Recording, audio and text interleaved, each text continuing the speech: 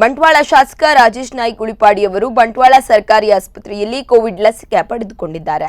ಲಸಿಕೆ ಪಡೆದ ಬಳಿಕ ತಮ್ಮ ಅಭಿಪ್ರಾಯ ವ್ಯಕ್ತಪಡಿಸಿದ ಶಾಸಕರು, ತಾನು ಸರ್ಕಾರಿ ಆಸ್ಪತ್ರೆಯಲ್ಲಿ ಲಸಿಕೆ ಪಡೆದುಕೊಂಡಿದ್ದು 60 ವರ್ಷ ಮೇಲ್ಪಟ್ಟವರು ಹಾಗೂ ವಿವಿಧ ಕಾಯಿಲೆಯಿಂದ ಬಳಲುತ್ತಿರುವ 45 ವರ್ಷ ಮೇಲ್ಪಟ್ಟಂತಹ ಬಂಟ್ವಾಳದ ಜನತೆಯಲ್ಲಿ ಕೋವಿಡ್ ಲಸಿಕೆ ಪಡೆಯುವಂತೆ ಮನವಿ ಮಾಡುತ್ತಿದ್ದೇನೆ. ಇದರಿಂದ ತಮಗೆ ಹಾಗೂ ಸಮಾಜಕ್ಕೆ ಒಳಿತಾಗುತ್ತದೆ. ಕೊರೋನಾದ 2ನೇ ಅಲೆಯ ಕುರಿತು ಜನತೆ ಆತಂಕದಲ್ಲಿದ್ದು, ಹೀಗಾಗಿ ತಮ್ಮ ಹಾಗೂ ಇತರರ ರಕ್ಷಣೆಯ ದೃಷ್ಟಿಯಿಂದ ಲಸಿಕೆ ಪಡೆಯುವುದು ಅಗತ್ಯ ಎಂದರು.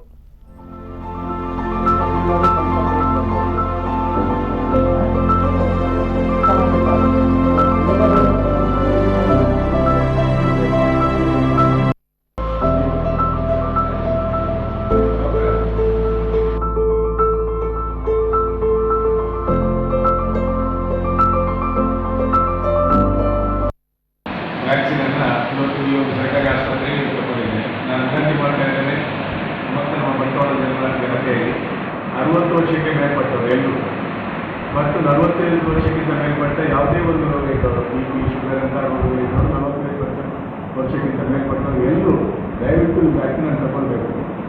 ನಮಗೂ ಅದು ಸಮಾಜಕ್ಕೆ ಇದರಿಂದ ಒಳಿತಾಗ್ತದೆ.